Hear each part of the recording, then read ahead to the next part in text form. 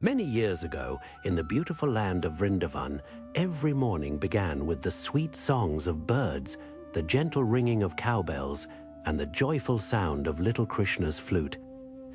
The people of Vrindavan lived simple lives. They cared for their cows, cultivated their fields, and remained grateful for everything nature gave them. Among them lived little Krishna, the beloved son of Mother Yashoda and Nanda Baba. To the villagers, he was their playful, mischievous child, but they did not yet fully understand that their little Kanha was the lord of the entire universe. One day, Krishna noticed that everyone in Vrindavan was unusually busy. The houses were being cleaned, delicious food was being prepared, and large quantities of milk, butter, sweets, and grains were being collected. Curious, Krishna approached Nanda Baba. "Baba, why is everyone making such grand preparations?" Nanda Baba lovingly replied, "Kanha, we are preparing to worship Lord Indra, the ruler of the clouds. He sends us rain, and the rain nourishes our fields. It gives grass to our cows and food to our families. Therefore, every year we offer him our gratitude." Krishna listened quietly and then asked, "Baba, is it not Govardhan Hill that gives our cows fresh grass? Are its forests not giving us fruits, flowers, and firewood? Do its streams not provide us with pure water?" Nanda Baba looked at Krishna thoughtfully. Krishna continued, "We must certainly be grateful, but our worship should arise from love, not from fear. Let us honor Govardhan Hill, our cows, and the land that supports our lives. Let us perform our duties sincerely and offer the fruits of our work to God." There was such wisdom and sweetness in Krishna's words that the villagers agreed. Soon, a magnificent festival was organized in honor of Govardhan Hill. Mountains of rice, sweets, fruits, butter, and other delicacies were prepared. The cows were bathed and beautifully decorated. The people sang devotional songs and walked around Govardhan Hill with folded hands.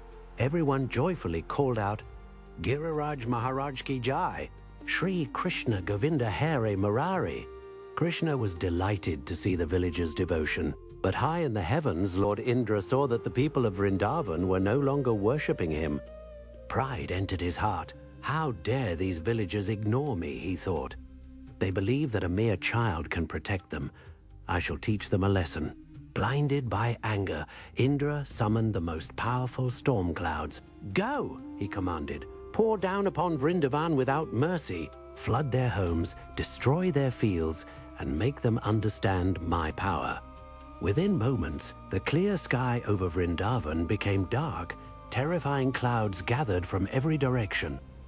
Lightning tore through the heavens, thunder shook the earth, and heavy rain began to fall. The gentle Yamuna grew wild.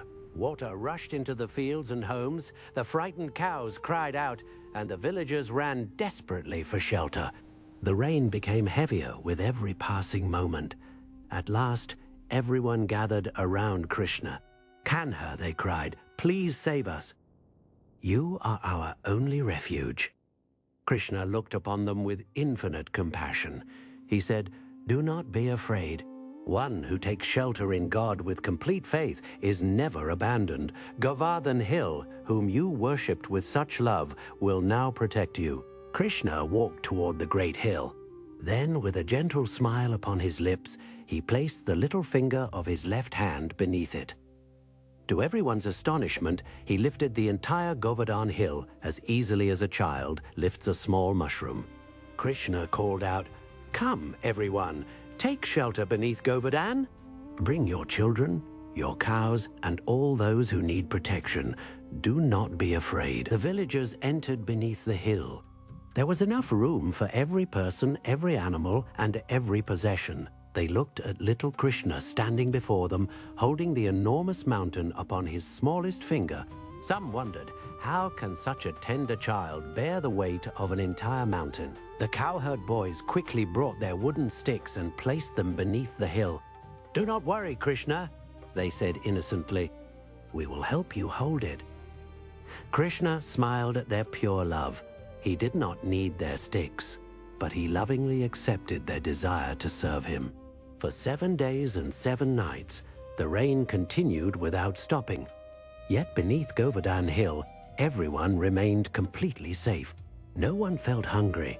No one felt thirsty. No one felt tired. Why would they? Their eyes were fixed upon Krishna's beautiful face. His loving glance was their food, his smile was their strength, and his divine presence filled their hearts with peace. The people who had once believed that they protected Krishna now understood the truth. Krishna had always been protecting them. Mother Yashoda gazed anxiously at her beloved child. Kanha, your arm must be hurting. You have been holding the hill for so long. Krishna smiled and replied, Maya, how can this hill feel heavy when I'm surrounded by all of you? Such is the love of the Lord. He carries the weight of the entire universe, yet he is moved by the smallest offering of a devotee. Meanwhile, Indra continued sending rain. But when he saw that not even a single resident of Vrindavan had been harmed, his anger slowly turned into amazement. Who is this child? He wondered. How can he hold Govardhan Hill for 7 days without effort? Then the truth appeared within his heart. This was no ordinary child. This was Shri Krishna, the Supreme Lord from whom Indra himself received his power. At once, Indra's pride shattered. He ordered the clouds to withdraw. The rain stopped, the dark clouds disappeared, and the warm rays of the sun once again touched Vrindavan. When the water had receded, Krishna asked everyone to leave the shelter. After the last cowherd and the last calf had safely come out, he gently placed Govardhan Hill back in its original position. The people rushed toward Krishna. Some embraced him, some touched his feet, and others simply stood before him with tears of love in their eyes. Indra then descended from the heavens and bowed humbly at Krishna's lotus feet. My Lord, he said, my power made me proud, and my pride blinded me. I forgot that every ability I possess comes only from you.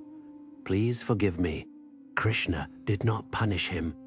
With boundless compassion, he said, Indra, power should be used to protect others, never to frighten them. Pride makes us forget the source of our blessings. Return to your duty, but perform it with humility. Indra bowed again and returned to the heavens, transformed by the Lord's mercy. From that day onward, Krishna became lovingly known as Giridhari, the one who lifted Govardhan Hill, and Govinda, the protector of the cows, the land, and every loving heart. The Govardhan Leela teaches us a timeless truth. Storms will sometimes enter our lives. Fear may surround us, and the path ahead may seem impossible. But when we surrender to Krishna with sincere faith, he becomes our shelter. The same Lord who lifted a mountain upon his little finger can also lift the burden from our hearts. We may not always see his hand, but his protection is always with us. All that he asks is that we remember him, trust him, and take one small step toward him, because when a devotee calls out with love, Krishna always comes. Hope this story of Lord Krishna touched your heart. For similar stories like this, and to stay connected to divine wisdom, subscribe to this channel so that we can meet again.